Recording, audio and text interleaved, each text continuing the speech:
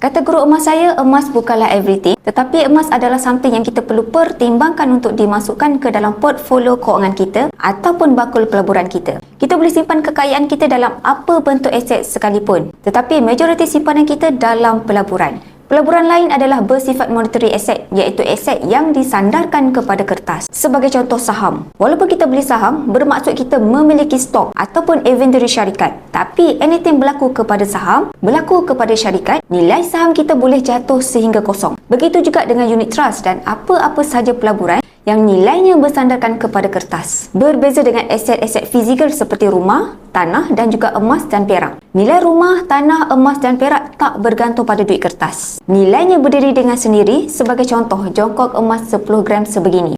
Kalau anything berlaku kepada politik ataupun ekonomi sesebuah negara, nilainya melekat pada emas fizikal. Jongkok emas 10 gram ini tuan-puan, kalau kita potong kepada 2 bahagian, nilainya masih 5 gram 5 gram. Potong kepada 5 bahagian, nilainya jadi 2 gram 2 gram 2 gram 2 gram. Potong kepada 10 bahagian, jadi 1 gram 1 gram. Kita hancurkan sampai jadi bentuk serbuk, nilainya masih kekal. Berbeza dengan duit kertas tuan-puan. Kalau kita potong sahaja kepada 2 bahagian RM100 sekeping not, RM100 nilainya tak jadi 50-50 tuan-puan. Perlu solotip semula ataupun tuan-puan perlu claim kepada mana-mana bank berdekatan untuk ganti RM100 itu semula. Kalau berlaku kepada kerajaan Malaysia ataupun politik dan ekonomi sesebuah negara, mana-mana wang kertas nilainya boleh jatuh sehingga kosong. Sebab itu, kita perlu jadikan emas sebagai salah satu daripada portfolio kewangan. Kita mesti simpan dalam bentuk emas. Kata pakar kewangan Tuan Azizi Ali, setiap dari kita mesti menyimpan at least sekurang-kurangnya 10% daripada nilai bersih kekayaan kita, iaitu net worth kita dalam bentuk emas. Kalau kekayaan tuan-puan berjumlah RM500,000, tuan-puan ada rumah, tuan-puan ada tanah, tuan-puan ada saham. Bila dicampurkan semua RM500,000, minimum 10% daripada RM500,000 tersebut, iaitu RM50,000, tuan-puan kena tukarkan ke dalam bentuk emas. Nak saya bantu tuan-puan tukarkan sebahagian kepada emas sebagai pelindung kekayaan atau insurans kekayaan tuan-puan? Boleh klik link di bio saya atau hubungi saya. InsyaAllah saya akan bantu guide sebaiknya.